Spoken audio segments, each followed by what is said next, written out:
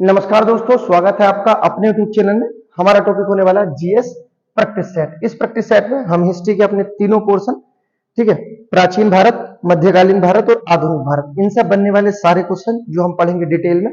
और ये सब हमारे जो क्वेश्चन होने वाले हैं पिछले एग्जामों में आए हैं, ये सब प्रीवियस ईयर में आए हुए क्वेश्चन है। तो शुरू कर लेते हैं अपने पहले क्वेश्चन के साथ, पढ़ेंगे पूरे एक्स्ट्रा फैक्ट के साथ। जो हमारा दिया गया पहला क्वेश्चन, जहांगीर कालीन चित्रकार मंसूर का प्रसिद्ध चित्र है। जहांगीर के शासनकाल में जो चित्रकार था, याद रखना, व्यक्ति का नाम है मंसूर। किसका विशेषज्ञ था? ये पक्षी विशेषज्ञ था। अगर पूछा जहांगीर के शासनकाल में कौन सा चित्रकार जो पक्षी विशेषज्ञ था, व्यक्ति का नाम याद रखना मंसूर। जबकि पूछा जाए व्यक्ति विशेषज्ञ कौन था जहांगीर के शासनकाल में, तो जो व्यक्ति विशेषज्ञ था, व्यक्ति का नाम याद रखना अबुल हसन। अबुल हसन। जहांगीर के शासनकाल में व्यक्ति विशेषज्ञ अबुल हसन था और पक्षी विशेषज्ञ मंसूर था। तो मंसूर ने जो चित्र बनाया था, किसका चित्र बनाया था? बाज का चित्र बनाया था, ठीक है, याद रखना। और चित्रकला का स्वर्ण काल किसके काल को कहते हैं?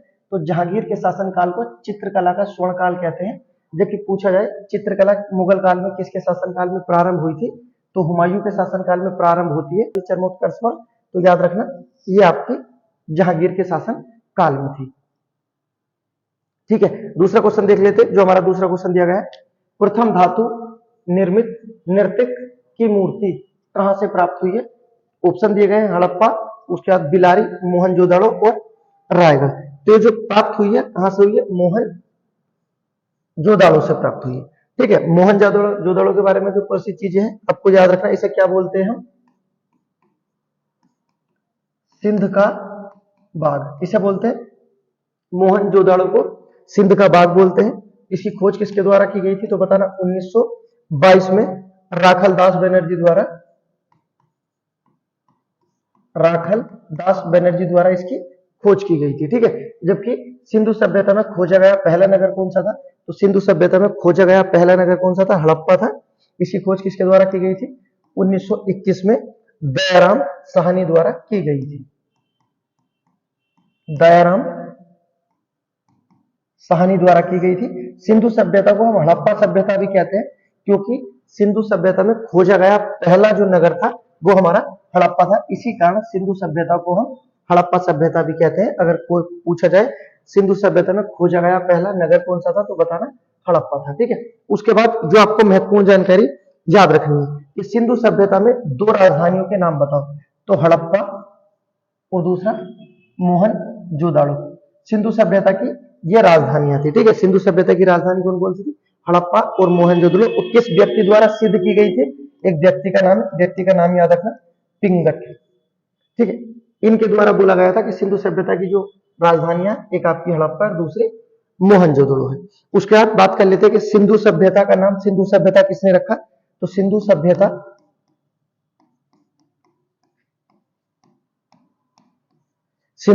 का नाम, सिंधु सभ्यता जो रखा, व्यक्ति का नाम याद रखना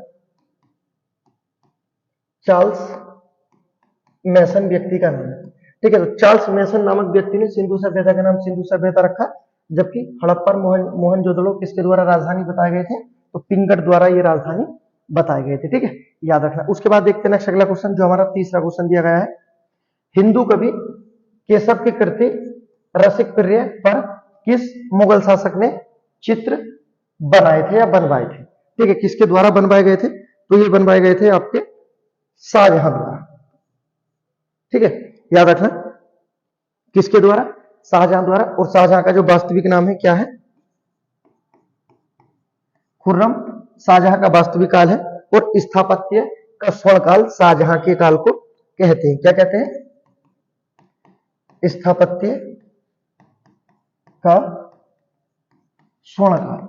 स्थापत्य का स्वर्ण काल किसके काल को कहते हैं? तो कहना शाहजहां के शासन काल को कहते हैं। और पूछा है चित्रकला का स्वर्ण काल, जो ऊपर पहले क्वेश्चन में था, चित्रकला का स्वर्ण काल किसके काल को कहते हैं? तो जहांगीर के काल को कहते हैं, ठीक है। दोनों क्वेश्चन है, स्थापत्य का स्वर्ण काल शाहजहां, जिसका वास्तविक नाम खुर्रम है, और उसके बाद चित्रकला का जहांगीर हो जाएगा, ठीक है, दोनों याद रखना। उसके बाद देखते हैं नेक्स्ट अगला क्वेश्चन। नेक्स्ट क्वेश्चन दिया गया हमारा भीमबेटका की गुफा के बारे में। भीमबेटका की गुफा के बारे में आपको याद रखना है, दुनिया की सबसे पहली गुफा कौन सी है? भीमबेटका की गुफा। कहां स्थित है? ये मध्य प्रदेश में स्थित है, ठीक है। क्वेश्चन देख लेते हैं जो हमारा दिया गया है, भीमबेटका में प्राप्त होने वाले शैल चित्र अधिकतर कहां बने हुए मिले हैं। ठीक है, जो भीमबेटका गुफा जो चित्र है ये कहां पर बने हुए मिले हैं? तो ये जो बने हुए मिले हैं आपको याद रखना गुफाओं की दीवार में छत पर। ठीक है, उसके बाद पूछा जाए कि दुनिया की सबसे प्राचीन गुफा कौन सी है, तो कहना भीमबेटका, कहां पर है? मध्य प्रदेश। ठीक है, उसके बाद अगर पूछा है किसके द्वारा खोज की गई थी, तो व्यक्ति का नाम आता है बड़कर महोदय। व्यक्ति का नाम है बड़कर महोदय, जिन्होंने भीमबेटका गुफा की खोज की थी। ठीक है, उसके बाद देखते हैं नेक्स्ट अगला क्वेश्चन। नेक्स्ट क्वेश्चन दिया गया क्वेश्चन नंबर 5, दजला फरात नदियों के दोआब में पनपी सभ्यता कौन सी है? तो दजला और फरात नदियों के दोआब में पनपी सभ्यता का नाम है मेसोपोटामिया सभ्यता। ठीक है, याद रखना कौन सी सभ्यता? दजला और फरात नदियों के दोआब में मेसोपोटामिया सभ्यता। जबकि मिस्र की सभ्यता कौन सी नदी के किनारे फूली है? तो याद रखना नील नदी के किनारे पनपी है। कौन सी सभ्यता? मिस्र की सभ्यता। हमारी जो सभ्यता है भारत की सभ्यता जो सिंधु सभ्यता है कौन सी नदी के किनारे? तो ये हो जाएगा आपका सिंधु नदी के किनारे फली फूली है। ठीक, उसके बाद देखते हैं नेक्स्ट अगला क्वेश्चन जो हमारा दिया गया है। नेक्स्ट क्वेश्चन दिया गया है पुर्तगालियों ने गोवा को किस वर्ष हस्तगत किया था अर्थात छीना था? तो पुर्तगालियों ने गोवा को किस वर्ष छीना था? तो ये छीना गया था आपका ऑप्शन नंबर बी 1510 में। ठीक है, जिस समय गोवा छीना गया उस समय गोवा के जो शासक थे तो बीजापुर के अंतर्गत आता था, उस समय यहाँ के शासक थे आदिल शाह। आदिल शाह, क्योंकि गोवा आता था उस समय बीजापुर के अंदर और बीजापुर के जो शासक थे आदिल शाह थे और पुर्तगालियों का जो गवर्नर था उसका नाम याद रखना अल्बुकर्क। अल्बुकर्क। तो क्वेश्चन पूछा जाता कि किस पुर्तगाली गवर्नर ने गोवा छीना था? तो याद रखना अल्बुकर्क। पूछा गया है कब छीना था? 1510 में। उस समय बीजापुर के शासक कौन थे? आदिल शाह थे, क्योंकि उस समय जो गोवा है बीजापुर के अंतर्गत आता था। उसके बाद देखते हैं नेक्स्ट अगला क्वेश्चन। नेक्स्ट जो हमारा दिया गया है क्वेश्चन नंबर 7, भारत में पहला समाचार पत्र निम्नलिखित में से किसने शुरू किया था? तो भारत में जो पहला समाचार पत्र दिया गया था ऑप्शन दिए गए दादा भाई नौरोजी, रविन्द्रनाथ टैगोर, डब्ल्यू.सी. बनर्जी या जेम्स ए हिक्की। तो भारत में पहला समाचार पत्र किसके द्वारा? जेम्स हिक्की द्वारा। ठीक है, अगर बात कर लेते समाचार पत्र का नाम क्या है? The Bengal gazette. क्या नाम है? The Bengal gazette. पूछा जाए कब प्रकाशित किया गया था? 1880 में प्रकाशित किया गया था। ठीक है, तो याद रखना भारत में पहला समाचार पत्र निम्न में किसके द्वारा शुरू किया गया था? तो जेम्स हिक्की द्वारा शुरू किया गया था। पत्र का नाम है द बंगाल गजट, 1880 में प्रकाशित किया गया था। उसके बाद देखते हैं नेक्स्ट अगला क्वेश्चन। नेक्स्ट दिया गया है बुद्ध ने सर्वाधिक उपदेश दिए थे। अब देखो यहां से क्वेश्चन पूछा गया है सर्वाधिक उपदेश। अगर पूछा है गौतम बुद्ध ने सर्वाधिक उपदेश कहां दिए थे? तो सर्वाधिक उपदेश दिए थे श्रावस्ती में। सर्वाधिक उपदेश कौन सी बस्ती में? तो कहना श्रावस्ती में। ठीक है, बात कर लेते हैं पहला उपदेश कहां दिया था? गौतम बुद्ध ने पहला उपदेश कहां पर दिया था? तो सारनाथ में दिया था। ठीक है, दोनों क्वेश्चन बनते हैं। गौतम बुद्ध का पहला उपदेश सारनाथ और सर्वाधिक उपदेश कहां दिया था? श्रावस्ती में दिया था। उसके बाद नेक्स्ट जो चीज आपको याद रखनी है कि गौतम बुद्ध के नाम पूछे जाते हैं। गौतम बुद्ध के नाम बताओ। तो जैसा आपको पता है इनके बचपन का क्या नाम था? सिद्धार्थ इनके बचपन का नाम था, ये सभी को पता है। लेकिन अब जो आपको याद रखना है इनके जो नाम थे, इन्हें शाक्य मुनि के नाम से जाना जाता है। शाक्य मुनि किसका नाम है? तो कहना गौतम बुद्ध का। ठीक है, उसके बाद नेक्स्ट जो नाम आता है तथागत, किसका नाम है? बताना गौतम बुद्ध का। उसके बाद मुनिंद्र, मुनिंद्र किसका नाम है? गौतम बुद्ध का नाम है। और लास्ट जो आपको याद रखना महत्वपूर्ण, लोकजीत। तो ये हमारे एग्जाम में पूछे गए हैं गौतम बुद्ध के नाम, जैसे लोकजीत, गौतम बुद्ध, मुनिंद्र, तथागत, शाक्य मुनि। ठीक है, और जो इनके बचपन का नाम है सिद्धार्थ, ये आपको पता है। ठीक है, तो याद रखना गौतम बुद्ध के महत्वपूर्ण नाम है जो हमारे एग्जाम में बार बार आए हैं। ऐसा ना हो कि अचानक से टकराए और आपको लगे कि ये तो पता ही नहीं था। अगला क्वेश्चन देखते हैं नेक्स्ट क्वेश्चन नंबर 9 जो हमारा दिया गया है। इसमें दिया गया है महाभाष्य के लेखक पतंजलि समकालीन थे, अर्थात महाभाष्य के लेखक पतंजलि किसके समकालीन थे? तो किसके समकालीन थे? ये पुष्यमित्र शुंग के समकालीन थे। पुष्यमित्र शुंग, शुंग वंश का संस्थापक है। अगर पूछा है शुंग वंश का संस्थापक कौन था? तो बताना पुष्यमित्र सुंग थे और इसी के समकालीन थे पतंजलि। ठीक है, जो योग गुरु भी बोले जाते हैं पतंजलि, याद रखना। उसके बाद जो बात कर लेते हैं शुंग वंश, संस्थापक तो पता चल गया, संस्थापक कौन था, पुष्यमित्र शुंग। शुंग वंश की जो राजधानी थी पाटलिपुत्र। शुंग वंश की राजधानी पाटलिपुत्र थी। पाटलिपुत्र किन नदियों के संगम पर है, तो याद रखना गंगा और सोन के संगम पर। ठीक है, गंगा और सोन के संगम पर पाटलिपुत्र है, जो शुंग वंश की राजधानी थी। और शुंग वंश का संस्थापक कौन था, तो पुष्यमित्र शुंग था, जो महाभाष्य के लेखक और योग गुरु पतंजलि के समकालीन था। ठीक है, याद रखना। उसके बाद देखते हैं नेक्स्ट अगला क्वेश्चन, क्वेश्चन नंबर 10 दिया गया है हमारा। क्वेश्चन नंबर 10 दिया गया है, दिल्ली के किस सुल्तान ने ब्राह्मणों पर भी जजिया कर लगाया था। अर्थात ब्राह्मणों से जजिया कर लेने वाला दिल्ली सल्तनत का जो पहला शासक है, याद रखना फिरोज शाह तुगलक है, जिसे एफएसटी के नाम से जानते हैं। फिरोज शाह तुगलक को दिल्ली सल्तनत का इंजीनियर भी बोलते हैं।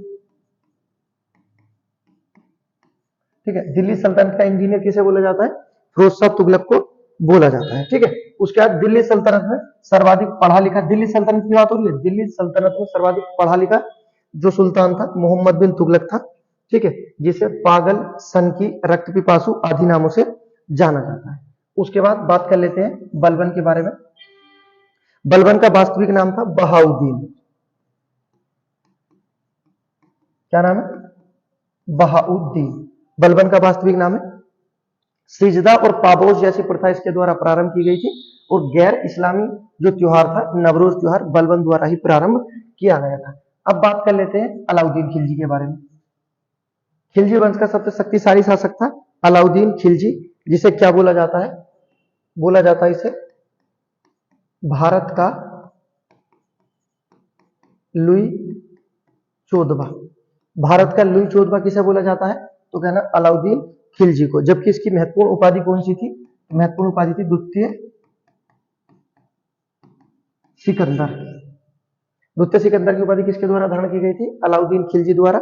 इसे किस नाम से जाना जाता है, भारत का लुई चौदहवां बोला जाता है अलाउद्दीन खिलजी को। दैवीय सिद्धांत के लिए जाना जाता है, अपनी बाजार व्यवस्था के लिए अलाउद्दीन खिलजी जाना जाता है। इनसे क्वेश्चन आएंगे, देखते चलेंगे। ठीक है, उसके बाद देखते हैं नेक्स्ट अगला question, question number 11। Next question number 11 दिया गया है, कथन सा क्वेश्चन है, मैं एक समाजवादी और गणतंत्रवादी हूं और मुझे राजाओं और राजकुमारों में विश्वास नहीं है। यह वक्तव्य किसका है, यह कथन किसका है, तो मैं एक समाजवादी और गणतंत्रवादी हूं, यह कथन है हमारे पंडित जवाहरलाल नेहरू। ठीक है, पंडित जवाहरलाल नेहरू के बारे में याद रखना। उसके बाद देखते हैं नेक्स्ट अगला क्वेश्चन जो हमारा दिया गया है, क्वेश्चन नंबर 12। क्वेश्चन नंबर 12 में, देश में निम्नलिखित में से किसने मूर्ति पूजा की नींव रखी थी। चार ऑप्शन दिए गए हैं, जैन धर्म ने, बौद्ध धर्म ने, आजीवक ने, या वैदिक धर्म ने। तो मूर्ति पूजा की जो नींव रखी गई है किसके द्वारा रखी गई है, याद रखना वैदिक धर्म द्वारा भारत में मूर्ति पूजा की नींव रखी गई थी। ठीक है, उसके बाद देखते हैं नेक्स्ट क्वेश्चन नंबर 13। महत्वपूर्ण क्वेश्चन है, इंपोर्टेंट क्वेश्चन है, किस वंश के सुल्तानों ने सबसे अधिक समय तक देश में राज किया था। चार ऑप्शन दिए गए हैं, दिल्ली सल्तनत से हमारा क्वेश्चन दिया गया है कि दिल्ली सल्तनत में सबसे अधिक समय तक किसने राज किया है। तो दिल्ली सल्तनत में सर्वाधिक समय तक जो राज किया है, बात कर लेते हैं पहले खिलजी वंश के कार्यकाल की। जो खिलजी वंश का कार्यकाल है 1290 से शुरू होता है और 1320 तक रहता है। ठीक है, सबसे छोटा कार्यकाल है दिल्ली सल्तनत में खिलजियों का। उसके बाद गुलाम वंश की बात कर लेते हैं, जिसे दास वंश या ममलूक वंश के नाम से भी जानते हैं। इनका कार्यकाल 1206 से प्रारंभ होता है और 1290 तक रहता है। ठीक है, उसके बाद लोधी वंश जो हमारा आता है, इनका कार्यकाल शुरू होता है 1451 से और 1526 तक, पानीपत के प्रथम युद्ध तक इनका कार्यकाल है। अब बात कर लेते हैं तुगलक वंश। इनका कार्यकाल शुरू होता है 1320 से शुरू होता है और 1414 तक रहता है। ठीक है, तो इस आधार पर जो हमारे वंश दिए गए हैं, और पूरे दिल्ली सल्तनत में सबसे लंबा कार्यकाल किसका है, तो कहना तुगलकों का है। अब क्वेश्चन समझ आया, देखो जो क्वेश्चन पूछे जाते हैं, दिल्ली सल्तनत में सबसे अधिक समय तक शासन किसने किया, तुगलकों ने किया था, तुगलक वंश है। ठीक है, उसके बाद सबसे छोटा कार्यकाल किसका रहा, तो सबसे छोटा कार्यकाल था खिलजियों का, और सबसे बड़ा कार्यकाल तुगलक का। देखो एक क्वेश्चन तो ये आते हैं, सबसे बड़ा कार्यकाल पूछते हैं और सबसे छोटा कार्यकाल। दूसरा क्वेश्चन जो पूछा जाता है दिल्ली सल्तनत में कि किस वंश में सबसे कम शासक हुए हैं? तो दिल्ली सल्तनत में सबसे कम जो शासक हुए ये हुए लोधी वंश में। इसमें सिर्फ 3 शासक थे, तीनों शासक के नाम याद रखना, बी, एस और ई से आ जाएंगे। क्रम भी है बहलो लोधी, सिकंदर लोधी, इब्राहिम लोधी। तो लोधी वंश में सिर्फ 3 शासक हुए हैं, याद रखना। पूछा जाए सर्वाधिक शासक किसमें हुए हैं, तो सर्वाधिक शासक थे दास या गुलाम वंश में। कितने शासक थे टोटल? 11 शासक। ठीक है, तो शासकों के आधार पर पूछा जाए सर्वाधिक शासक, कहना गुलाम वंश या दास वंश में, सबसे कम शासक लोधी वंश में, सबसे लंबा कार्यकाल तुगलक वंश का और सबसे छोटा खिलजियों का कार्यकाल था। ठीक है, ये क्वेश्चन है, जितने क्वेश्चन बने हमने बात कर ली। उसके बाद देखते हैं नेक्स्ट अगला क्वेश्चन जो हमारा दिया गया है। नेक्स्ट क्वेश्चन देखते हैं हमारा, निम्नलिखित में से कौन सा स्थान सातवाहनों की राजधानी था, अर्थात सातवाहनों की राजधानी क्या थी? तो सातवाहनों की राजधानी थी प्रतिष्ठान। ठीक है, और अगर पूछा है सातवाहन वंश जो है किस लिए जाना जाता है, तो ये बताना कि इस वंश को दक्षिण भारत और उत्तर भारत दोनों की कड़ी के नाम से जाना जाता है। अर्थात इस वंश ने भारत के दोनों हिस्सों को जोड़ा था, उत्तर को भी और दक्षिण को भी। इसी कारण सातवाहन वंश को उत्तर और दक्षिण भारत की कड़ी के नाम से जाना जाता है। ठीक है, सातवाहन जो अपना जाने जाते थे ये शीशे के सिक्के के लिए जाने जाते थे। ठीक है, सातवाहन शीशे के सिक्के किस वंश में चले थे? सातवाहन वंश में चले थे। ठीक है, राजधानी की तो बात कर ली, प्रतिष्ठान बात कर लेते। सातवाहन वंश का संस्थापक कौन था? तो सातवाहन वंश का संस्थापक था सिमुक। ठीक है, याद रखना। तो सातवाहन वंश का क्वेश्चन बनते हैं, शीशे के लिए जाने जाते हैं, उत्तर दक्षिण भारत की कड़ी बोलते हैं, प्रतिष्ठान राजधानी थी और सिमुक इनका संस्थापक था। ठीक है, उसके बाद देखते हैं नेक्स्ट अगला क्वेश्चन। नेक्स्ट जो हमारा दिया गया है क्वेश्चन नंबर 15। क्वेश्चन नंबर 15 देख लेते हैं जो दिया गया है, भारतीय राष्ट्रीय कांग्रेस को किसने भीख मांगने वाली संस्था कहा था? किसके द्वारा भीख मांगने वाली संस्था कहा है? मैं एक और कथन बता देता हूं, इन्हीं व्यक्ति का है कि कांग्रेस टीबी रोग से मरने वाली है। दो कथन है इन व्यक्तियों के कि कांग्रेस भीख मांगने वाली संस्था है, कांग्रेस टीबी रोग से मरने वाली है। ये कथन किसका है? तो याद रखना, जो हमारे अलीपुर षड्यंत्र केस से संबंधित है अरविंद घोष, जिनका आश्रम आता है ओरेविल आश्रम। ठीक है, तो इनका कथन है, क्या बोलते हैं कांग्रेस के, भीख मांगने वाली संस्था या कांग्रेस टीबी रोग से मरने वाली है। किसके द्वारा बोला गया है? अरविंद घोष। अरविंद घोष की महत्वपूर्ण जो पुस्तक आती है, जो बहुत बार पूछी जाती है, the life divine. The life divine किसकी रचना है? पूछी जाए किसकी पुस्तक है, तो अरविंद घोष की। ठीक है, उसके बाद अन्य जो आती है, याद रखना बहुत महत्वपूर्ण है, essays on Gita. Essays on Gita, तो दो पुस्तकें जो महत्वपूर्ण, अन्य पुस्तकें भी हैं लेकिन ये याद रखना, द लाइफ डिवाइन और एसेज ऑन गीता किसकी रचना है? अरविंद घोष की है। और इन्होंने कांग्रेस को क्या कहा था? भीख मांगने वाली संस्था। और ये कौन से केस से संबंधित है? तो कहना अलीपुर षड्यंत्र केस से इनका संबंध था। उसके बाद देखते हैं नेक्स्ट अगला क्वेश्चन जो हमारा दिया गया है, क्वेश्चन नंबर 16। क्वेश्चन नंबर 16 में दिया गया है, सेंट्रल आयोग का संबंध था। सेंट्रल आयोग का संबंध किससे था? जो हमारा आया था 1917 में। तो पहले तो सन याद रखना किससे था संबंधित, ये हमारा शिक्षा से संबंधित था। दो क्वेश्चन कब आया, 17 किससे संबंधित था? शिक्षा से, याद रखना। उसके बाद देखते हैं नेक्स्ट अगला question, question number 17। Question number 17 दिया गया हमारा, 1929 में भारतीय राष्ट्रीय कांग्रेस के लाहौर अधिवेशन की अध्यक्षता किसके द्वारा की गई थी? प्रसिद्ध क्वेश्चन है, 1000 बार आया होगा कम से कम। तो भारतीय कांग्रेस का जो अधिवेशन हुआ था, कहां हुआ था? 1929 में। तो ये लाहौर में हुआ था। इसकी अध्यक्षता किसके द्वारा की गई थी? पंडित जवाहरलाल नेहरू द्वारा की गई थी। ठीक है, और मांग क्या की गई थी? लाहौर अधिवेशन 1929 में पूर्ण स्वराज की मांग की गई थी। किसकी मांग की गई थी? पूर्ण स्वराज की मांग की गई थी। तो पूर्ण स्वराज की मांग कांग्रेस के किस अधिवेशन में की गई थी? कहना 1929। कहां हुआ था? लाहौर में। और यहीं पहली बार स्वाधीनता का झंडा फहराया गया था 1929 को मध्य रात्रि में। ठीक है, 31 दिसंबर 1929 की मध्य रात्रि को भारतीय स्वाधीनता का पहली बार झंडा लहराया गया था लाहौर में रावी नदी के किनारे। ठीक है, याद रखना। उसके बाद देखते हैं नेक्स्ट क्वेश्चन नंबर 18। जो क्वेश्चन नंबर 18 दिया गया है, बेरोजगारों के सहायतार्थ दिल्ली के निम्नलिखित सुल्तानों में से किसने रोजगार कार्यालय या रोजगार दफ्तर की स्थापना की थी? किसने रोजगार कार्यालय खोले थे? तो ये खोले गए थे फिरोज शाह तुगलक द्वारा। ठीक है, याद रखना। उसके बाद देखते हैं नेक्स्ट अगला क्वेश्चन, क्वेश्चन नंबर 19 जो हमारा दिया गया है, किस मुगल बादशाह ने बलबन द्वारा प्रारंभ किए गए, किसके द्वारा? बलबन द्वारा प्रारंभ किए गए दरबारी रिवाज सिजदा को समाप्त किया था? अर्थात किसके द्वारा सिजदा समाप्त किया गया था? तो ये सिजदा जो समाप्त किया गया है, याद रखना, शाहजहां द्वारा किया गया है। सिजदा को समाप्त करने वाला शाहजहां, जबकि सिजदा किसके द्वारा प्रारंभ किया गया था पूछा जाए तो कहना बलबन द्वारा प्रारंभ किया गया था, जबकि शाहजहां द्वारा समाप्त कर दिया गया था। ठीक है, याद रखना। शाहजहां द्वारा जो बनाई गई स्थापत्य का स्वर्णकाल कहते हैं, क्योंकि लाल किला, दिल्ली का लाल किला किसके द्वारा बनाया गया है? शाहजहां द्वारा बनाया गया है। जबकि दिल्ली की जामा मस्जिद ये भी शाहजहां द्वारा बनाई गई है। आगरा की जामा मस्जिद ये भी शाहजहां द्वारा बनाई गई है। उसके बाद आगरा की मोती मस्जिद ये भी शाहजहां द्वारा ही बनाई गई है। इसी कारण शाहजहां के काल को स्थापत्य का स्वर्णकाल कहा जाता है। अगला क्वेश्चन देखते हैं, क्वेश्चन नंबर 20, गुप्त सम्राट जिसने हुणों को पराजित किया था कौन था? गुप्त सम्राट जिसने हुणों को पराजित किया था कौन था? तो हुणों को समाप्त करने वाला जो आपका गुप्त आता है, नाम याद रखना, स्कंद गुप्त है। ठीक है, याद रखना। उसके बाद जो क्वेश्चन पूछा जाता है, हुणों की पराजय या स्कंद गुप्त की जीत की जानकारी कहां से मिलती है? तो याद रखना, एक अभिलेख आता है, भीतरी अभिलेख या भीतरी स्तंभ लेख। कहां पर स्थित है? तो उत्तर प्रदेश में स्थित है।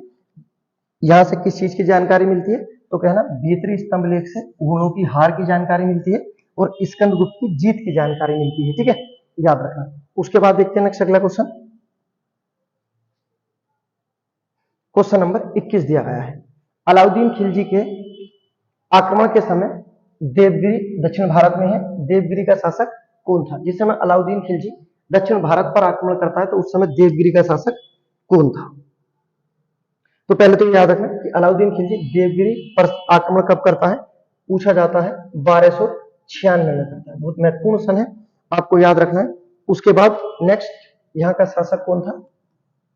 रामचंद्र देव था। ठीक है, तो जब अलाउद्दीन खिलजी देवगिरी पर आक्रमण करता है तो यहाँ का शासक कौन था? रामचंद्र देव। और अलाउद्दीन खिलजी कब आक्रमण करता है? तो 1296 में। लेकिन अलाउद्दीन खिलजी इस समय शासक नहीं है। अलाउद्दीन खिलजी जब आक्रमण करता है देवगिरी पर तो इस समय ये शासक नहीं है। इस समय जो शासक है इसके चाचा हैं, जिनका नाम आता है जलालुद्दीन फिरोज खिलजी। जलालुद्दीन फिरोज खिलजी। ठीक है, खिलजी वंश के संस्थापक भी हैं जलालुद्दीन फिरोज खिलजी। और जिस समय अलाउद्दीन खिलजी दक्षिण भारत या देवगिरी पर आक्रमण करता है तो उस समय पूछा जाता है दिल्ली का सुल्तान कौन था? तो याद रखना ये इसके चाचा थे। अपने चाचा से बिना बताए आक्रमण कर देता है। ठीक है, याद रखना है। क्वेश्चन कई तरह से पूछा जाता है कि दक्षिण भारत पर आक्रमण करने वाला, तो कहना अलाउद्दीन खिलजी। लेकिन पूछा है किसके शासन काल में किया था? तो कहना जलालुद्दीन फिरोज खिलजी के शासन काल में किया था। जलालुद्दीन फिरोज खिलजी की यह विशेषता है कि दिल्ली सल्तनत में सर्वाधिक आयु में गद्दी पर बैठने वाला सुल्तान कौन है? जलालुद्दीन फिरोज खिलजी है। कितने साल की आयु में बैठा था? कहने 76 वर्ष की आयु में ये सुल्तान बना था जलालुद्दीन फिरोज खिलजी, जो अलाउद्दीन खिलजी के चाचा थे। बाद में 1296 में ही अलाउद्दीन खिलजी अपने चाचा को मार देता है, जलालुद्दीन फिरोज खिलजी को, और स्वयं गद्दी पर बैठ जाता है। ठीक है, उसके बाद वो फिर आक्रमण करता है। सही है, तो जो क्वेश्चन मैंने बोले हैं आपको याद रखना, किसने आक्रमण किया था? अलाउद्दीन खिलजी ने। किसके शासनकाल में? जलालुद्दीन फिरोज खिलजी के शासनकाल में। सर्वाधिक आयु में गद्दी पर बैठने वाला जलालुद्दीन फिरोज खिलजी ही है। ठीक है, याद रखना। उसके बाद देखते हैं नेक्स्ट अगला क्वेश्चन जो हमारा दिया गया है, क्वेश्चन नंबर 22, फिरोज तुगलक द्वारा स्थापित दार उल सफा क्या है? फिरोज तुगलक द्वारा स्थापित दारुल सफा क्या था? तो ये याद रखना, यह एक खैराती अस्पताल था। ठीक है, दारुल सफा क्या था? खैराती अस्पताल था। उसके बाद देखते हैं next question number 23। Question number 23 दिया गया है, स्थायी बंदोबस्त किसके साथ किया था? अर्थात स्थायी बंदोबस्त जो किया जाता था किसके द्वारा किया जाता था? याद रखना, स्थायी बंदोबस्त बहुत ज्यादा क्वेश्चन पूछा जाता है। रिपीट क्वेश्चन है क्योंकि सब प्रीवियस पेपर के ही क्वेश्चन है। स्थायी बंदोबस्त कब प्रारंभ किया गया था? 1793 में। किसके द्वारा प्रारंभ किया गया था? व्यक्ति का नाम governor general corn Wallis governor general है, ठीक है। उसके बाद स्थायी बंदोबस्त को अन्य किस नाम से जानते हैं? तो स्थायी बंदोबस्त का अन्य नाम है इस्तेमरारी, ठीक है। इस्तेमरारी किसका नाम है? तो याद रखना ये स्थायी बंदोबस्त का नाम है, मिलता जुलता नाम है। स्थायी बंदोबस्त कब प्रारंभ किया गया था?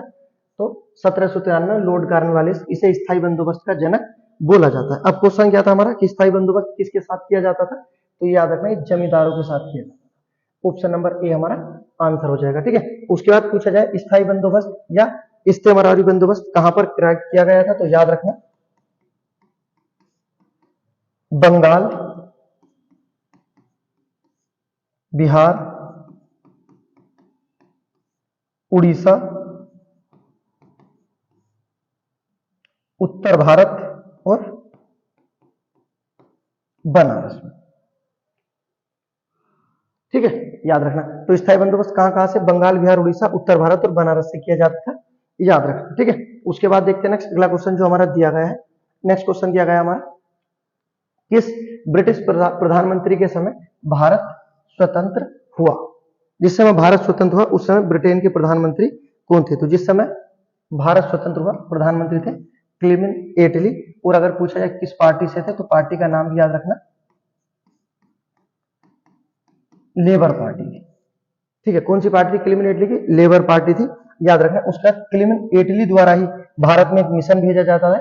जिस समय आपका द्वितीय विश्व युद्ध समाप्त हो जाता है तो उस समय एक मिशन भेजा जाता है, उसका मिशन का नाम याद रखना कैबिनेट मिशन। और इस कैबिनेट मिशन जब ये आता है 1946 को आता है तो इसमें भारत की स्वतंत्रता का आश्वासन दिया गया था और कैबिनेट मिशन द्वारा ही हमारी संविधान सभा का गठन किया गया था, ठीक है। तो कैबिनेट मिशन किसके द्वारा भेजा गया था 1946 में? क्या ना उस समय के प्रधानमंत्री क्लेमेंट एटली द्वारा। सही है। कौन सी पार्टी के थे? लेबर पार्टी के थे। एक चीज और याद रखना, जब भारत स्वतंत्र हुआ तो उस समय ब्रिटेन के राजा कौन थे? तो राजा का नाम है जॉर्ज सस्टन। छठे नंबर के थे, व्यक्ति का नाम याद रखना, ठीक है। उसके बाद देखते हैं नेक्स्ट अगला क्वेश्चन जो हमारा दिया गया है। बनने वाले जितने क्वेश्चन होते हैं उन्हें भी देख लेते हैं। नेक्स्ट देखते हैं हमारा जो क्वेश्चन दिया गया है, क्वेश्चन नंबर 25 दिया गया है हमारा, बौद्ध संघ के नियम मूलतः किस पुस्तक में दिए गए? बहुत महत्वपूर्ण क्वेश्चन है। बौद्ध धर्म के त्रिपिटक सा क्वेश्चन है। त्रिपिटक में कौन कौन से आते हैं? तो याद रखना इस त्रिपिटक के अंतर्गत ही आते हैं। पहला आपका अभिधम पिटक दिया गया है, उसके बाद विनय पिटक और सुत्त पिटक। तो बौद्ध धर्म के जो त्रिपिटक है इसमें सारी चीजें, लेकिन त्रिपिटक को यह ऑप्शन के आधार पर दे दिया, अभिधम पिटक, विनय पिटक और सुत्त पिटक, ठीक है। और पूछा क्या है कि नियम कहां पर है? तो देखो नियम विनियम ऐसे याद रखना, ठीक है, कि बौद्ध संघ के नियम कहां है? तो कहना विनय पिटक में। तो बौद्ध धर्म के नियम कहां पर है? कहना विनय पिटक में है। उसके बाद विनय पिटक किसके द्वारा लिखा गया है? तो बताना उपाली द्वारा। किसके द्वारा? उपाली द्वारा। उसके बाद सुत्त पिटक किसके द्वारा है? तो ये आनंद द्वारा, जो इनका प्रिय शिष्य था गौतम बुद्ध का। उसके बाद अभिधम पिटक किसके द्वारा लिखा गया है? तो ये याद रखना मोगली पुत्र तिस के नाम से। क्या नाम है? मोगली पुत्र, वो फिर आता है तिस द्वारा, ठीक है। तीनों पिटक याद रखना किसके द्वारा? अभिधम पिटक मोगलीपुत्र तिस्सी के द्वारा, विनय पिटक उपाली के द्वारा, सुत्त पिटक आनंद के द्वारा, ठीक है। ये याद रखना त्रिपिटक। और बात क्या था हमारा कि नियम की बात किसमें? विनय पिटक में। उसके बाद देखते हैं नेक्स्ट क्वेश्चन नंबर 26 जो हमारा दिया गया है, सिकंदर भारत कितने माह रहा था? ये क्वेश्चन दिया गया है सिकंदर से। पहले तो सिकंदर के बारे में याद रखना कि सिकंदर का जो वास्तविक नाम है क्या है? इसका वास्तविक है अलेक्जेंडर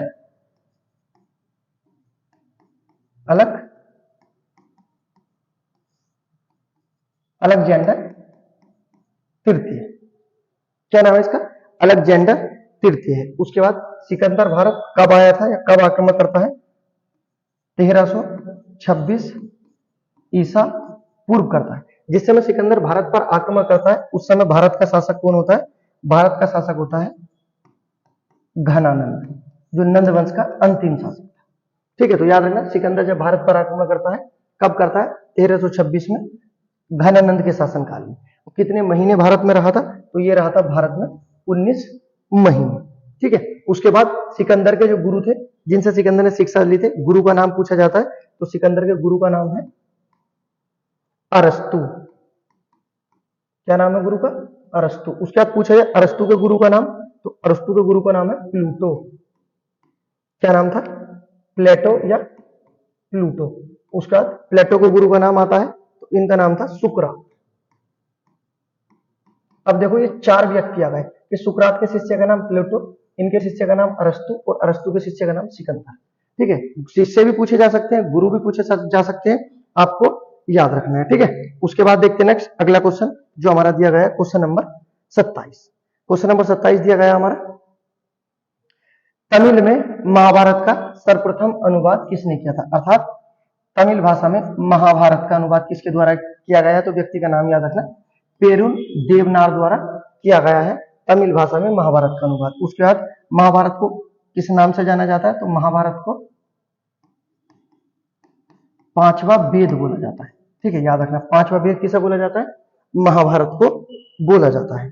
ठीक है, याद रखना। उसके बाद देखते हैं नेक्स्ट अगला क्वेश्चन। क्वेश्चन देख लेते जो हमारा दिया गया क्वेश्चन नंबर 28। क्वेश्चन नंबर 28 दिया गया हमारा, इसमें क्या पूछा गया? कल्पसूत्र के लेखक कौन थे? तो बहुत महत्वपूर्ण क्वेश्चन है। कल्पसूत्र के जितने भी क्वेश्चन है सब हमारे वो क्वेश्चन है जो हमारे प्रीवियस पेपर में आए हुए हैं। ठीक है, तो कल्पसूत्र के जो लेखक है ये हमारे भद्रबाहु थे। कल्पसूत्र के लेखक कौन है? भद्रबाहु। और भद्रबाहु ने ही चंद्रगुप्त मौर्य को जैन धर्म की शिक्षा दी थी। ठीक है, क्वेश्चन पूछा जाता है कि चंद्रगुप्त मौर्य ने किससे जैन धर्म की शिक्षा ली थी? तो कहना भद्रबाहु। इनकी प्रसिद्ध रचना कौन सी है? कल्पसूत्र। ठीक है, जबकि जो हमारे ऑप्शन नंबर बी में दिए गए हैं पाणिनि, बहुत महत्वपूर्ण व्यक्ति है, इन्हें क्या कहते हैं? संस्कृत का पिता। पाणिनि को क्या कहते हैं? संस्कृत का पिता बोला जाता है। ठीक है, याद रखना। उसके बाद देखते हैं नेक्स्ट अगला क्वेश्चन, क्वेश्चन नंबर 29 जो हमारा दिया गया है, इसमें दिया गया है व्रत कथा के लेखक कौन है? तो व्रत कथा के लेखक हमारे कौन है? गुणाढ्य। ऑप्शन नंबर बी हो जाएगा। उसके बाद देखते हैं next question number 30। Question number 30 दिया गया है, पूर्व गुप्त काल में कार्षपण क्या था? अर्थात कार्षपण क्या था? तो आसान क्वेश्चन है, कई बार रिपीट हुआ है कि कार्षपण क्या था? ये एक सिक्का था। ठीक है, गुप्त काल में कार्षपण क्या थे? तो कहना एक सिक्का था। उसके बाद पूछा है गुप्त काल में दिनार क्या था, या गुप्त काल में रूपक क्या था? अब देखो, अगर पूछा जाए दिनार क्या था, तो दिनार था सोने का सिक्का और रूपक था चांदी का सिक्का। दोनों याद रखने कि गुप्त काल में दिनार क्या था? सोने का सिक्का। रूपक क्या था? चांदी का सिक्का। कार्षपण क्या था? एक सिक्का। ठीक है, गुप्त वंश के बारे में, गुप्त वंश की स्थापना जो होती है कौशाम्बी में होती है, किसके द्वारा? श्री गुप्त द्वारा होती है। अगला क्वेश्चन देखते हैं नेक्स्ट हमारा जो दिया गया है क्वेश्चन नंबर 31। क्वेश्चन नंबर 31 दिया गया हमारा, गीत गोविंद के रचयिता जयदेव का संरक्षण निम्नलिखित में से किसके शासनकाल में था? अर्थात गीत गोविंद के जो हमारे लेखक हैं जयदेव, किसके दरबार में ये रहते थे? तो ये रहते थे हमारे लक्ष्मण सेन के दरबार में। ठीक है, ये याद रखना। सेन वंश का पूछा जाए या पूछा जाए बंगाल का अंतिम हिंदू शासक, तो व्यक्ति का नाम याद रखना है, बंगाल का अंतिम हिंदू शासक। बंगाल का अंतिम हिंदू शासक कहना लक्ष्मण सेन। अगर पूछा है बंगाल का अंतिम वंश कौन सा था, तो कहना हिंदू वंश का अंतिम सेन वंश। ठीक है, सेन वंश का जो संस्थापक पूछा जाता है उसका नाम भी याद रखना, सामंत सेन। सेन वंश का संस्थापक था, जबकि सेन वंश का अंतिम शासक जो दिया गया लक्ष्मण सेन था। ठीक है, इनके दरबार में रहते थे जयदेव। ठीक है, जिनकी प्रसिद्ध रचना कौन सी है? गीत गोविंद। तो गीत गोविंद के रचयिता जयदेव किसके संरक्षण में रहते थे? कहना लक्ष्मण सेन। ठीक है, सेन वंश का अंतिम शासक लक्ष्मण सेन है और बंगाल का अंतिम हिंदू शासक भी है। ठीक है, उसके बाद सेन वंश की जो सबसे बड़ी विशेषता है जो आपको याद रखना है कि ये क्या करते हैं, हिंदी भाषा में अभिलेख। पूछा है हिंदी भाषा में किसके अभिलेख थे, तो कहना सेन वंश के। ठीक है, जैसा आता है कि संस्कृत भाषा में किसके थे, तो हम पढ़ते हैं रुद्रदामन। ठीक है, संस्कृत भाषा में किसके थे, तो रुद्रदामन के थे। और अगर पूछा है हिंदी में किसके थे, तो सेन वंश के थे। ठीक है, याद रखना। उसके बाद देखते हैं नेक्स्ट अगला क्वेश्चन। क्वेश्चन नंबर 32 दिया गया है। इसमें देखते हैं निजामुद्दीन औलिया के उत्तराधिकारी कौन संत थे। निजामुद्दीन औलिया के उत्तराधिकारी के बारे में पूछा गया है। तो निजामुद्दीन औलिया के जो उत्तराधिकारी थे, याद रखना, शेख नासिरुद्दीन चिराग ए देहली थे। ठीक है, बहुत महत्वपूर्ण है, याद रखना। उसके बाद जो दिए गए हमारे शेख सलीम चिश्ती, इनकी दरगाह कहां पर है, फतेहपुर सीकरी में है। सलीम चिश्ती के नाम पर ही जहांगीर का नाम रखा गया है सलीम। ठीक है, उसके बाद जो दिया गया है शेख फरीद, जिसे बाबा फरीद के नाम से जानते हैं, इनका जन्म पाकिस्तान में हुआ था। वो जो पंजाब का वर्तमान में फरीदकोट नगर है, वो बाबा फरीद के नाम पर ही रखा गया है उसका नाम। ठीक है, उसके बाद देखते हैं नेक्स्ट अगला क्वेश्चन। क्वेश्चन नंबर 33 हमारा दिया गया है।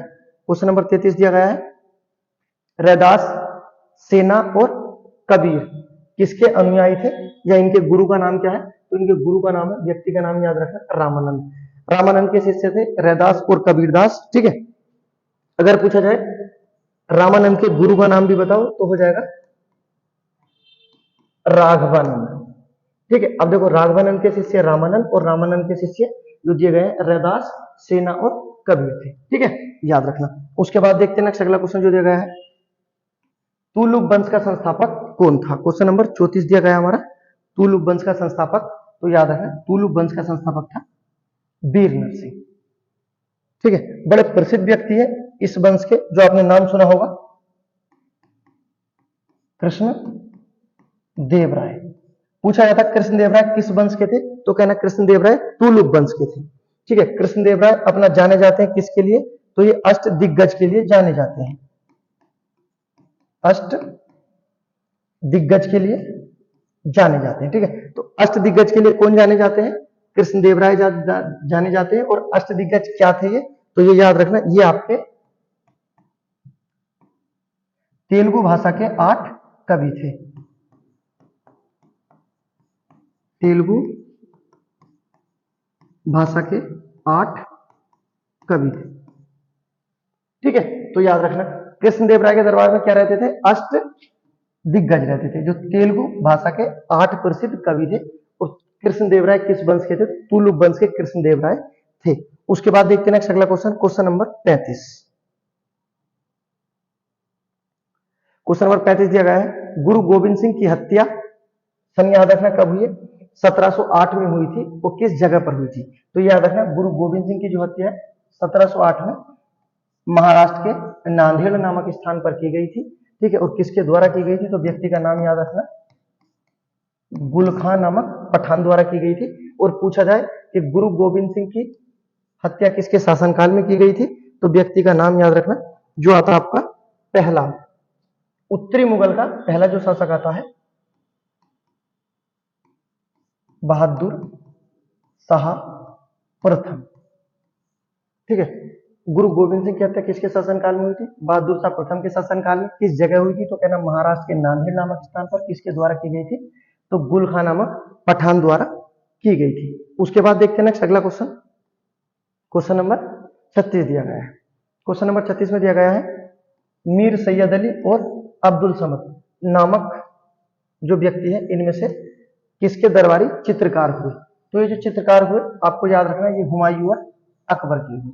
तो मीर सैयद अली और अब्दुल समद किसके दरबार में रहते थे, तो कहना हुमायूं और अकबर के समय, जब आगे चल के जहांगीर के समय तक भी ये जाते हैं। उसके बाद देखते हैं नेक्स्ट अगला क्वेश्चन, क्वेश्चन नंबर 37 जो हमारा दिया गया है। इसमें दिया गया है मोसाक क्या है, तो मोसाक एक जागीर थी।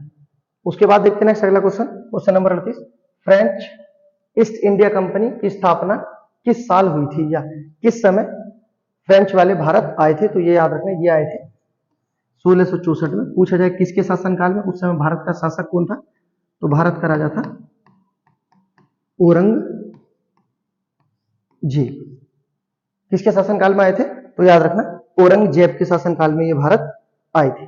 उसके बाद देखते हैं नेक्स्ट अगला क्वेश्चन जो हमारा दिया गया है, क्वेश्चन नंबर 39। क्वेश्चन नंबर 39 दिया गया है, निम्नलिखित अधिकारी का संबंध ठगी के दमन से था। अर्थात ठगी प्रथा का दमन किसके द्वारा किया गया था? तो ठगी प्रथा का दमन किया गया है कर्नल सलीम द्वारा। ठीक है, याद रखना, ठगी प्रथा का दमन किसके द्वारा किया गया है? कर्नल सलीम द्वारा किया गया है। उसके बाद ये आपके लिए गिव अवे है, आपको बताना है कि ठगी प्रथा का दमन कब किया गया और उस समय गवर्नर जनरल कौन था।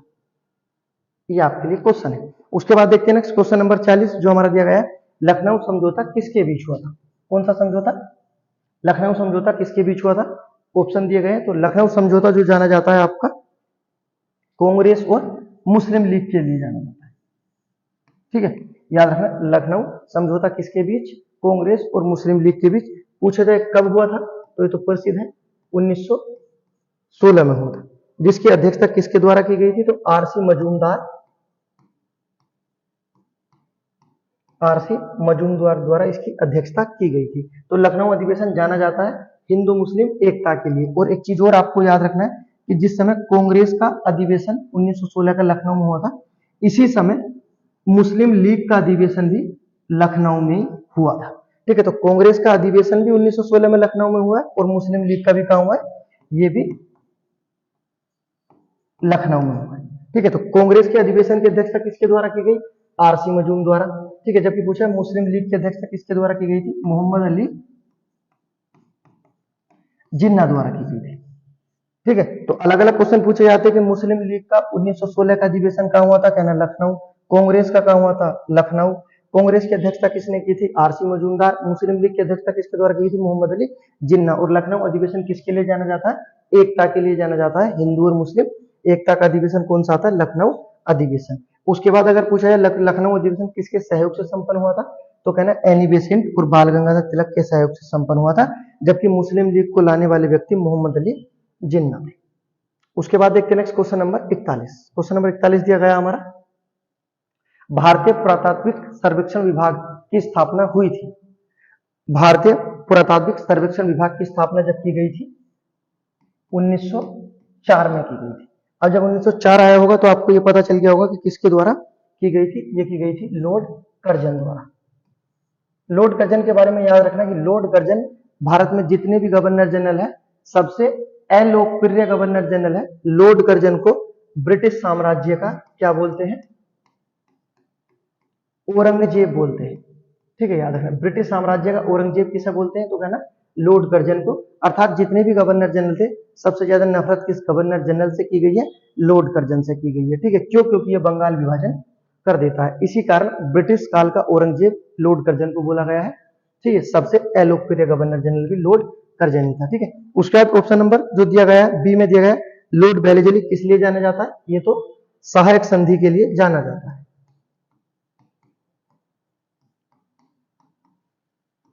सहायक संधि के लिए कौन जाना जाता है? लॉर्ड बेलेजली। उसका लॉर्ड विलियम बेंटिंग भारत के पहले गवर्नर जनरल थे।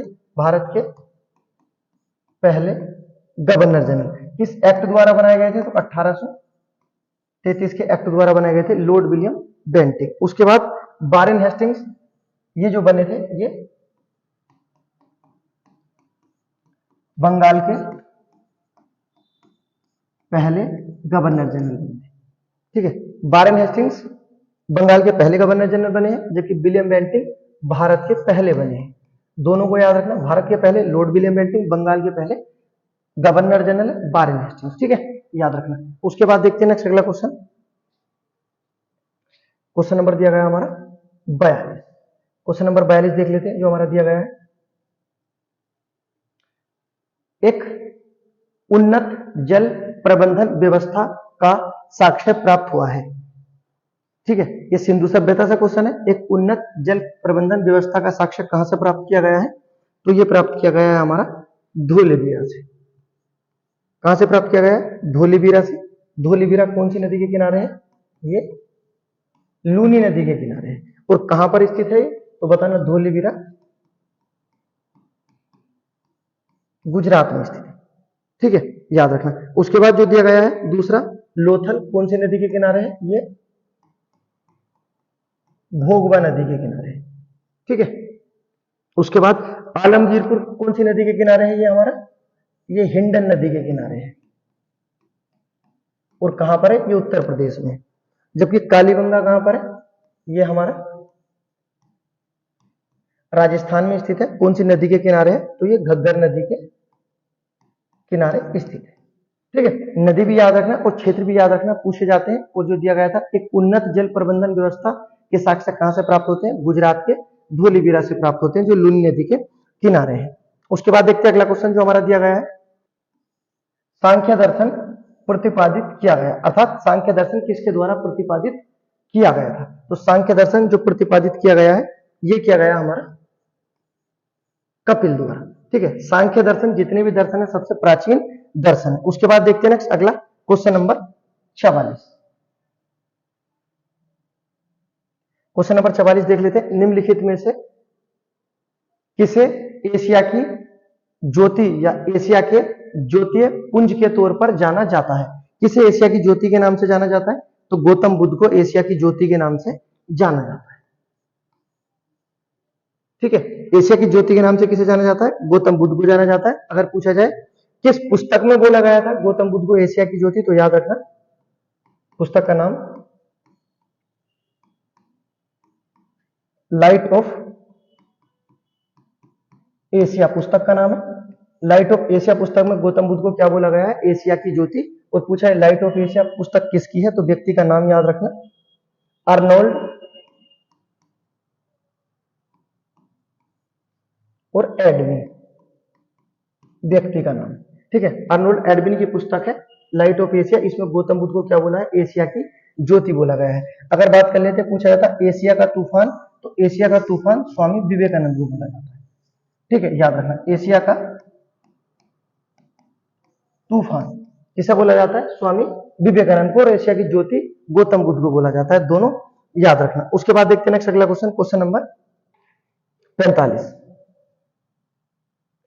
क्वेश्चन नंबर 45 दिया गया हमारा, निम्नलिखित में से किस महिला ने भारतीय तिरंगा सबसे पहले फहराया था? महिला दी गई है चारों, और किस महिला द्वारा भारतीय तिरंगा सबसे पहले फहराया गया? तो ये फहराया गया है मैडम भीकाजी कामा द्वारा। कब फहराया गया था? 1907 में फहराया गया था। अब पूछा जाए कहां फहराया गया था, तो ये जर्मनी में फहराया गया था। शहर का नाम है स्टुअर्ट शहर में। क्या नाम है? स्टुअर्ट के नाम से आता शहर। स्टुअर्ट शहर में जर्मनी में है। यहां पर मैडम भीकाजी कामा ने 1907 में, ठीक है, सर्वप्रथम महिला के तौर पर झंडा फहराया था। जबकि इनसे पहले भारत में झंडा मोहन बागान चौक पर लहराया गया है स्वदेशी आंदोलन के दौरान। ठीक है, उसके बाद देखते हैं नेक्स्ट अगला क्वेश्चन जो हमारा दिया गया है, क्वेश्चन नंबर 46। निम्नलिखित में से किसने रविन्द्रनाथ टैगोर को महान प्रहरी कहा था या महान प्रहरी की उपाधि दी थी? किस व्यक्ति द्वारा? तो महान प्रहरी कहा गया है महात्मा गांधी द्वारा। ठीक है, रविन्द्रनाथ टैगोर को महान प्रहरी किसने कहा? तो महात्मा गांधी द्वारा कहा गया। जबकि सर या नाइटहुड, सर या नाइटहुड की उपाधि किसके द्वारा की गई थी? तो क्या ना, ईस्ट इंडिया कंपनी द्वारा। ईस्ट इंडिया कंपनी ने रविन्द्रनाथ टैगोर को कौन सी उपाधि दी थी? कहना सर, उस सर नहीं होगा तो नाइटहुड होगा, दोनों का मतलब एक ही, उपाधि थी ईस्ट इंडिया कंपनी द्वारा। ठीक है, याद रखना। अन्य उपाधि में जो आपको याद रखना कि रविन्द्रनाथ टैगोर को गुरुदेव किसने कहा था? तो रविन्द्रनाथ टैगोर को गुरुदेव कहा गया था महात्मा गांधी द्वारा। महात्मा गांधी ने, देखो अब यहां पर आ गया जो गया, गुरुदेव किसने कहा? महात्मा गांधी ने। सर या नाइटहुड किसने कहा? East India company. जबकि महान प्रहरी किसके द्वारा कहा गया? महात्मा गांधी द्वारा कहा गया। उसके बाद देखते हैं नेक्स्ट क्वेश्चन नंबर 47 जो हमारा दिया गया है। क्वेश्चन नंबर 47 दिया गया है, युग्म समाधान के साक्ष्य कहां से प्राप्त हुए? सिंधु सभ्यता का क्वेश्चन है, इसमें पूछा है युग्म समाधान के साक्ष्य कहां से मिले हैं? तो बात कर चुके हैं हम लोथल के बारे में, यहीं से हमें युग्म समाधान मिले हैं। और लोथल कौन सी नदी के किनारे है? ये भोगवा नदी के किनारे है। ठीक है, याद रखना। उसके बाद बात कर लेते हैं राखीगढ़ कौन सी नदी के किनारे है, तो ये हमारा घग्गर नदी के किनारे स्थित है। ठीक है, उसके बाद देख लेते हैं नेक्स्ट अगला क्वेश्चन, हड़प्पा और मोहनजोदड़ो को तो दोनों का पता होगा। हड़प्पा कौन सी नदी के किनारे है, रावी, और मोहनजोदड़ो सिंधु नदी के किनारे। ठीक है, याद रखना। उसके बाद देखते हैं नेक्स्ट अगला क्वेश्चन, अष्टांग संग्रह किस विषय का ग्रंथ है, तो अष्टांग संग्रह जो हमारा ये आयुर्वेद विज्ञान का ग्रंथ है। उसके बाद देखते हैं नेक्स्ट अगला question, question number 49। Question number 49 दिया गया हमारा, रानी विक्टोरिया को किस विधान से भारत की सम्राज्ञी घोषित किया गया। ठीक है, किस एक्ट द्वारा, विधान का मतलब ये किस विधान द्वारा, किस एक्ट द्वारा महारानी विक्टोरिया को भारत की सम्राज्ञी घोषित किया गया, तो किस विधान द्वारा किया गया, तो याद रखना गवर्नमेंट ऑफ इंडियन एक्ट 1858 द्वारा। और इस समय गवर्नर जनरल कौन था हमारा, कैनिंग इस समय हमारा गवर्नर जनरल। ठीक है, याद रखना। उसके बाद देखते हैं नेक्स्ट अगला क्वेश्चन, क्वेश्चन नंबर 50, पुरी में रथ यात्रा किसके सम्मान में आयोजित की जाती है, तो पहले तो याद रखना कि जो रथ यात्रा है विश्व की सबसे बड़ी रथ यात्रा है। जगन्नाथपुरी की रथ यात्रा विश्व की सबसे बड़ी रथ यात्रा है, और किसके सम्मान में आयोजित की जाती है, तो भगवान जगन्नाथ के सम्मान में ये आयोजित की जाती है। ठीक है, याद रखना। उसके बाद नेक्स्ट जो क्वेश्चन है गिव अवे के लिए, वो आपको बताना है कि गांधी जी ने अपनी 11 सूत्री मांग किसके समक्ष रखी थी।